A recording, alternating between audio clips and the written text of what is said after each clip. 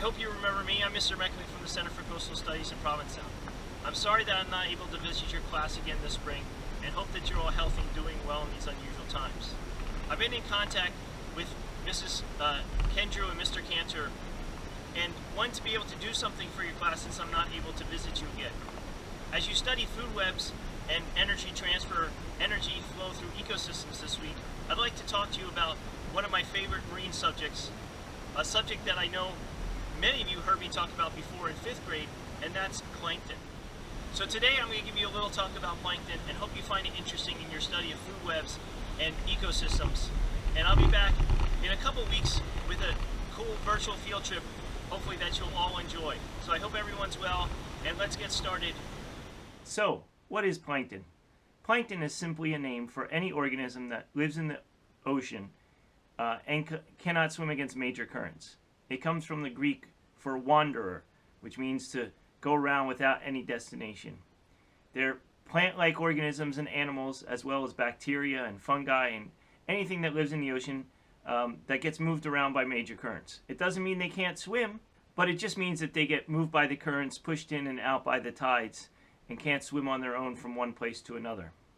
We're going to focus on the two major types of plankton: phytoplankton, which are our plant-like plankton. They're not actually plants, but they do something that plants do, which is photosynthesize, which is why they're very important. And our animal plankton, or zooplankton. So our phytoplankton are what are known as primary producers. They are also called autotrophs. These are organisms that photosynthesize. They get their energy directly from the sun, also using through the process of photosynthesis, also using nutrients found in the water, which is decomposed material or waste material, carbon dioxide, sunlight, to produce their own energy. Primary producers at the base of the food web or food chain in the ocean. Each step up from in that chain or web is called a trophic level. Primary producers are always at the bottom. They're always in the first trophic level and are represented at the bottom of the ecological pyramid. The next level up are the consumers, and in the case of the ocean, this would be our zooplankton or animal plankton. Animal plankton are two types in the ocean. They're plankton that spend their entire life as plankton. That means they spend their entire life getting moved around by the currents. And then there's types of animal plankton that spend part of their life as plankton. This is most everything in the ocean. When it's an egg or a larvae floating around, it's being moved by currents. This is called meroplankton. And then it grows up to be something that can move against currents, so it's no longer plankton. But these zooplankton represent our second level, our second trophic level in the ocean. They get their energy from the phytoplankton that they consume, or other zooplankton, because many plankton get eaten by other zooplankton, as well as including their own species. And it's estimated that between trophic levels, there's only about a 10% transfer of energy. So between the primary producer of the phytoplankton in the ocean to the zooplankton, there's 10% of the sun's energy is getting to the zooplankton.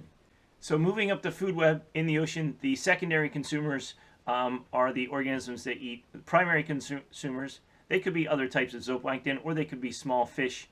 And one of the interesting things about ocean food webs and the transfer of energy is the largest organisms in the ocean, large baleen species of baleen whales, whale sharks, basking sharks, are all animals that eat low down on the food web. So they eat low trophic levels. Compare that to a great white, which eats very high. It's the highest trophic level in the ocean.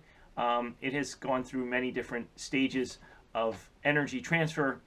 With large whale species, the largest shark species, whale sharks and basking sharks, they actually feed on plankton. Not phytoplankton, but they feed on zooplankton. Some of them feed on animals called copepods. You may know that some whales feed on a small shrimp called krill. And these animals have in turn fed on phytoplankton. And because of this, because these animals eat lower on a lower trophic level, they're able to get more energy.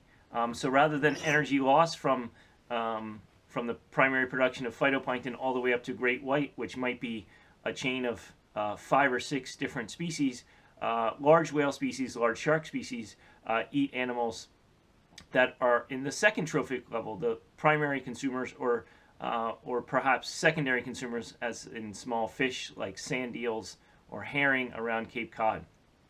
And it's because of this, and it's their ability to eat large amounts of these very small creatures, that they're able to grow so big. In fact, the blue whale is considered to be the most efficient eater on our planet, because with one gulp it can consume up to 450,000 calories of energy, while exerting about 40,000 calories to take that gulp. And because the reason it can gather so much energy is because it's eating lower down in the food web, a lower trophic level, so the energy loss from the sun is not as great as it would be if it was eating at a much higher trophic level, say like a great white. So I wanted to end this presentation with some videos and slides of some cool plankton I've collected around Cape Cod this spring and through the years, and it really speaks to how productive our waters are, which is why we have so much life here on the Cape, from great whites to large whales, to all the fish in our waters and everything else.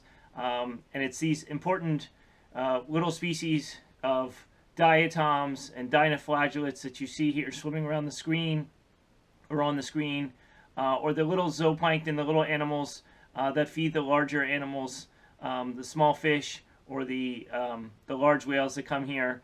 And this area is such an important area for many large animals, many animals to come, and it's all thanks to these tiny little organisms that we call plankton. So I hope you've enjoyed this little presentation about these amazing organisms that we think so little about, but are so important to all of us. I hope you all stay safe and healthy, and I hope I'll see you again either in a school program, or at the Center for Coastal Studies, or just out in nature somewhere around Cape Cod. So thanks for listening, have a great day, and I hope to see you soon. Bye-bye.